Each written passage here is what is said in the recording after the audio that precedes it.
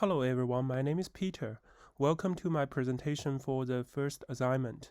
In this video, I'm going to discuss the domain modeling of a decision support system that can support children with developmental delay. Firstly, let me introduce the concept of developmental delay. Developmental delay happens to children who are slower to reach 2 or more developmental milestones than expected, but cannot be diagnosed as specific disabilities. So when we can tell that a child has a couple of special needs but can't tell why, we say the child has developmental delay. The milestones that we expect the child to reach can be in many domains such as motor skills, social skills, language, cognition, and so on. Developmental delay happens among the children between 0 to 6 years old. Normally, parents can tell that they have special need before they're 3. However, it is very hard to diagnose because they are too young. Some will catch up with their peers eventually, but some who have underlying problems will not. Those who have significant problems will usually be diagnosed before 6 years old. Then we say that they have developmental disability. So, there's one thing to be emphasized is that developmental delay is a symptom. It's not a diagnosis. It becomes a diagnosis only when it becomes developmental disability. There are many risks for children and their family if the children have developmental delay. Firstly, delay in one domain can cause delay in other domains.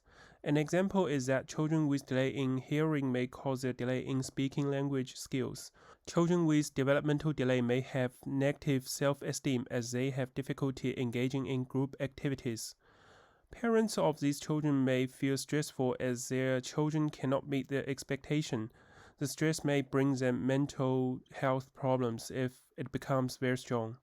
Research has also shown that developmental delay may cause subsequent poor parenting as parents will be lost in the stress and mental problems caused by their children's developmental delay. To lower the risks we have just discussed, we need this decision support system that can help children achieve their maximum potential. If children have special needs, earlier we can give them the proper support and guidance, the more possible they can achieve their maximum potential and experience positive self-esteem. Another objective of this decision support system is to give parents and professional caregivers advices to support children with developmental delay. Thus, they'll be clearer how to support the children and being less stressful. Lastly, we want to support the specialists to diagnose specific disabilities of the children if they have, so that the children can receive more specific support according to their own conditions. Here is a mind map overview of the decision support system.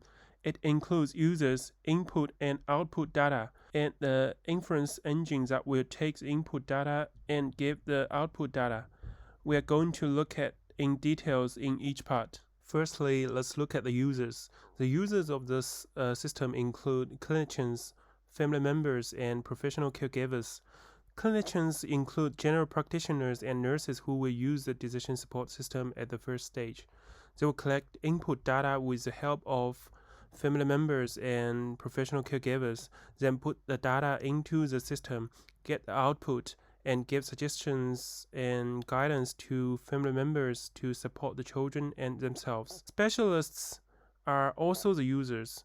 Although they are not going to use the system directly, the data from the system can help them understand the situation of the children once they are referred to the specialists. The data may also help the specialists diagnose the disabilities if they exist. Family members are the parents and grandparents of the children. They can also include some close relatives who live together with the children. Professional caregivers are daycare teachers and nannies who spend quite a lot of time with the children and take care of them. These two groups of people will help clinicians to collect the needed data by observing the children and receive the guidance and suggestion which are given by the system.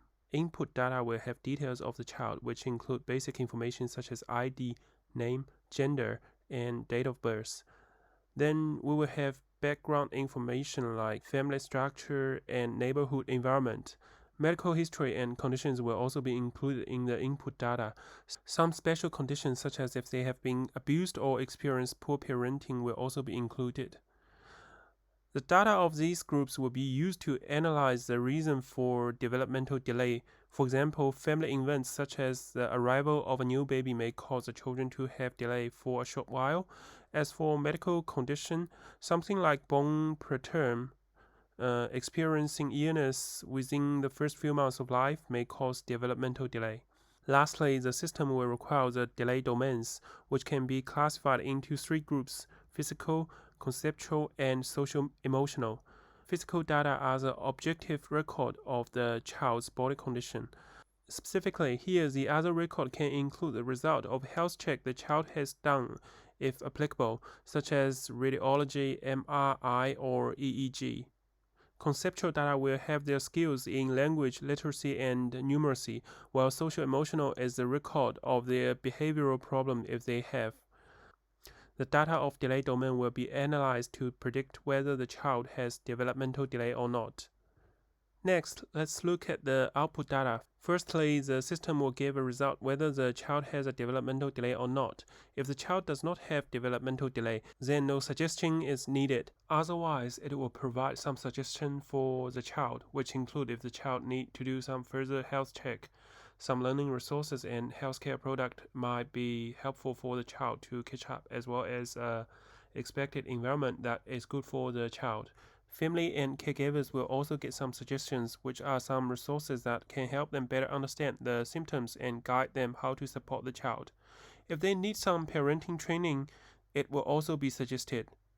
More seriously, if the child needs to be referred to a specialist, the specific specialist will be suggested. For example, physiotherapist will be recommended if the child needs help to crawl or sit or stand up.